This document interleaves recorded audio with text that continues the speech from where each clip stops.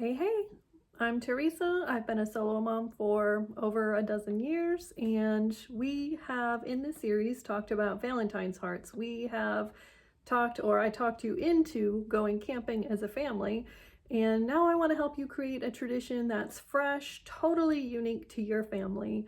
And it's going to bring you together in a new and meaningful way, I promise. And this one is super easy. This is the easiest of all of the ideas I'm going to share with you in this series. So welcome to part 3 of this 4-part series where we're looking at unique ideas for creating rhythm and memories throughout the year for your family. If you're a solo mom in whatever form, this channel is for you. If you have checked yourself and you've just realized, oh no, I'm not a solo parent, it's okay. We love you too. No worries. You're welcome here also. All right, I've said it before, I'll say it again. Solo families are awesome. I just want to let you know that I truly believe that it's not the type of family that you have, but the health of your family that actually matters. So, I mean, I've seen plenty of terribly unhealthy families that had married parents, right? And I used to be in one of them before I was divorced. And don't get me wrong, all of my best friends are happily married, and I'm grateful to have them as an example for my own daughter. But I just also know that there are lots of beautiful families of all kinds out there, and each has their own challenges and their own joys. So, speaking of joy, let's get down to creating some for your family. So, I have to start today by telling you a story. And it's a story of new beginnings and hope, fear, starting over, all of that. So when I separated from my ex-spouse, my spouse at the time, my daughter was 2, she was about to be 3 years old. And during the process of becoming separated, I was super fortunate to be able to use a VA loan to get qualified for a VA loan to shop around for homes. So backstory to the story. When I was 17, I joined the Army and I took off from my little hometown and went to see the world. And I was in the military for 6 years and ended up, being somewhat disabled and being medically discharged after 6 years and whatever. So, long story short, I was able to use a VA loan, which was obviously amazing. The reason that's amazing, if you don't know, is because you don't need any money down. You need very little money up front to qualify for a VA loan. It's like, honestly, probably less expensive than renting, where you have to pay 2 months rent up front, right? Like you have to do the security deposit, first month's rent, all of that. I mean, it was probably less than that. And so this was 12 years ago now. So anyways, I got qualified and I started looking on Zillow at homes that I could afford, and I can tell you there were not many of them. Okay, so I was making like $12 an hour part-time at the time. And so anyways, and this was before housing prices exploded in America, okay? So you could still find some good deals. This is on the tail end of the recession, the housing burst or bubble or whatever, I don't know. You could still find a couple of good deals back then, and so that's kind of what I was looking for. I found a house that looked promising and it had already been on the market for months. So I thought, I probably have a shot at this one. It was the first house that I went to visit, and I knew when I went to see that house, I just knew that that house was meant for us. I knew that God wanted us to have that home in a way that I was just so certain, in a way that I never am about anything in life. Like, I just knew it. And so my agent called the listing agent to get more information, but it was already under contract. Somehow that had not been posted to Zillow or whatever. So it was already under contract and it was headed for closing. And I was just gobsmacked. I was like so confused and disoriented. Like, how could this be? I didn't even have any interest in any other homes. Like, I didn't want to go see any other homes. I stopped looking online for several weeks. Like, I just couldn't even be interested. It didn't even make sense to me to look at other houses when my house was already out there and I had already seen my house, right? Like, I couldn't get after it. So I couldn't get over it. So after a couple of weeks of just like confusion and sort of wallowing, I felt this urge to like call the listing agent, not my agent, to call the listing agent and ask about the house. And it was a weird feeling, and I like tried to ignore it, but I couldn't. So I finally called them and I asked about that house, and they were like, "Oh yeah, that closing just fell through."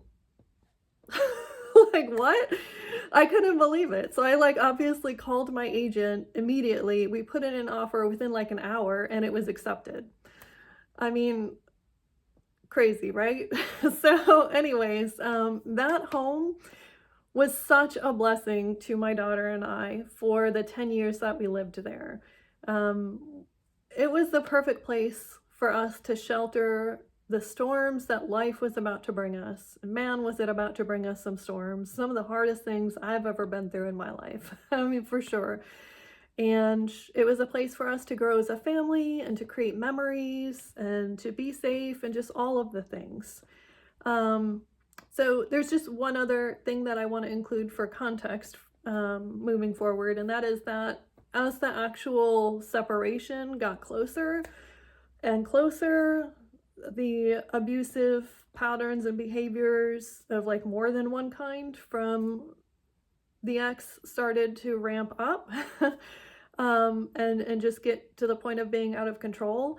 And I ended up needing a restraining order, which thankfully worked to keep us safe. I can attest that not all parts of the justice system are just, but that one worked. And basically we left under kind of like crazy conditions, and things continued to escalate in other different ways long after we left, but we had our home.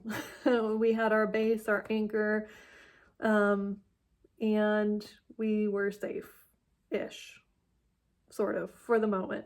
Okay, so what does that have to do with creating unique family traditions, and what does it have to do with you? Well, because that home was such a blessing to us from God and such a sanctuary, and for us it was just like a place of freedom and safety, I decided as our 1-year anniversary in that home approached to celebrate that marker in our lives. And we celebrated every year that we lived there. We celebrated the story of how God gave us that home, and that became part of our family history, of our uniqueness and what makes us special as a family. That's a history no one else has. That's a story nobody else has, right?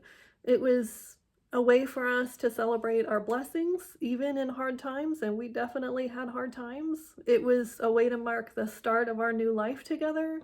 And, you know, for me, it was a way to cement that we were and continued to be, despite everything, safe, whole, and together. So to celebrate, we went out to dinner at a little local restaurant that wasn't too expensive, and we just made it a special evening. I think we got little teas to drink, and, you know, we didn't have much money. Okay, it was a stretch those first couple of years to be able to afford a dinner out for the two of us. Even though Leela was little, it was hard to afford that. But we made it happen. It was worth celebrating. And what I want you to do is something similar. The only work involved here is deciding what memory or event from your family life is worth celebrating, and then deciding how to celebrate it. So you might already have that event in mind. Maybe you've thought of something so far, and if not, then I'm certain that if you take a few minutes of quiet time to think about it, you will come up with something. It doesn't have to be, obviously, the date that you moved. It doesn't have to have anything to do with that. It could be when you got that job or that promotion that changed everything for your family, right? finances are a huge thing. It could be the time that you were able to spend a week with a beloved family member who you knew was passing, right? Maybe you can celebrate that person's life. It could be that you completed a college degree and what that means for you. Maybe you're the first person in your family to do that. I was the first person in my family to get a college degree. It was a big deal for me. Like it was a big deal. Or even like if you're in the Christian faith or if you're in some other faith, it could be the date that you converted or that you were saved. It could be anything, right? Like there could be more than one occasion in your life, in your family's life, that you want to celebrate each year. It doesn't really matter. What matters is that you do it. So if you can't afford even one dinner out a year, and that could be the case for you, I'm not making assumptions, right? Even if you can't afford that, I'll bet you could afford donuts, right? Like you could do something. It doesn't have to be fancy. It doesn't have to be big or expensive. It could be a special meal in your own home, right? It could just be special because you have a cake and candles, even though it's nobody's birthday. What matters is that you're telling yourselves as a family a story about who you are, where you come from, what you've overcome, right? Who you remember or are remembering during that celebration, and then do it year after year, because that's what makes it so powerful. So I have one final little story that I want to share with you. We did, as you've probably guessed from what I've said already, we did sell that home a year ago. And in the process of doing that, I was fixing it up, you know, as you do when you're gonna sell a house, or I guess as I do anyways. I don't know, I've never sold a house before, but I certainly did fix this one up, and I was just kind of grumbling, you know, to myself and in my brain and to probably anybody who would listen about how much work I was putting into getting this house ready to sell, right? I mean, this was work I was choosing to do, mind you. I didn't have to do anything. I was choosing to do these things. This was part of my plan. And I mean, to be fair, like I was laying all new flooring throughout, like mostly by myself. I did have some help from my daughter, who was like 13 at the time. And I was like installing light fixtures, painting, fixing things up, like new plumbing in some parts of the house, like paid to have a new deck installed. All of that. And I want to be clear here. I have a job. I have a stressful job. I have like a real world stressful job, and I'm a solo mom. So it was a lot, okay? It really was. But eventually, in all of that grumbling, God told me that I was to continue to fix it up, and to do a good job of it and to not cut corners, which believe me, I was getting tempted to do, because just as he had protected our little family and he had shown us love and sheltered us in this home, he was getting ready to do that for a new family. I'm sorry. He was getting ready to do that for a new family. And I didn't really know what that meant, but I followed through. Even though I didn't necessarily want to, I followed through. I finished up with all of the things that I had started and that I wanted to do. And so I put it on the market, and the same day that I listed this home, it was under contract, like just about immediately, with the family who ended up becoming the new owners. And it was a mom and her 13-year-old daughter who had just moved here from out of state. I don't know what the circumstances were that they were moving under, but I can tell you they were just so excited about this home, and they loved the look of the yard and the front porch and the chicken coop, and they were just gonna love this home so well. You could just tell this was gonna be their sanctuary. So, what events are worth celebrating in your family?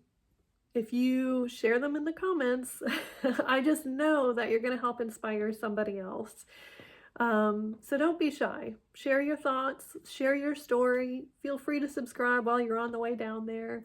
I'm not sure how aware of you are of this, but for small channels, and my channel is like very new here. Every like, every subscribe, every comment is like a super big deal, right? It really makes a difference. And I mean, you should definitely like and subscribe to any channel, right? Does it, if they're big, like they deserve it, they earned it too, okay? But it really does make a difference, and I appreciate it, and thank you from the bottom of my heart. And if you've enjoyed part 3 today, feel free to check out parts 1 and 2. I'll link them here.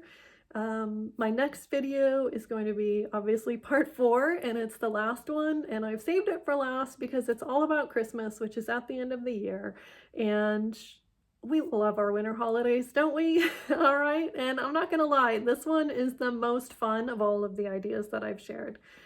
It's just so much fun. So don't miss that one. I'll see you there.